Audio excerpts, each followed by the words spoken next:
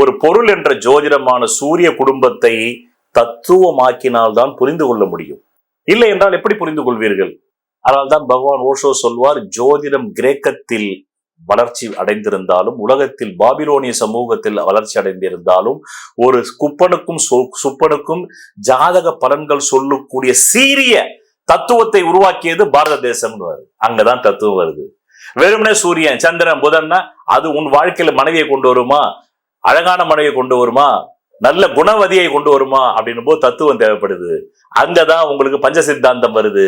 அப்போ எங்கும் நிறைந்திருக்கக்கூடிய பொருள் என்கின்ற அறிவியலை தத்துவமாக்கினால்தான் நீ பயன்படுத்த முடியும்.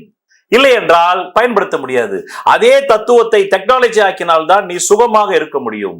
ஆக அறிவியலுக்கும் மூலாதாரம் ஜோதிடம், ஆன்மீகத்திற்கும் மூலாதாரம் ஜோதிடம், தத்துவத்திற்கும் மூலாதாரம் ஜோதிடம். எதையாவது ஒன்று அறிவதற்கு சூரியன் இருக்க வேண்டும். அறிவியலுக்கு அந்த சூரியன் தான் ஜோதிடம். எதையாவது ஒன்றை தத்துவப்படுத்துவதற்கு சூரியன் இருக்க வேண்டும். அந்த சூரியன் தான் ஜோதிடம். ஆன்மீகம் என்ற வார்த்தையை சொல்வதற்கு ஆன்மா இருக்க வேண்டும். அந்த ஆன்மா தான் சூரியன்.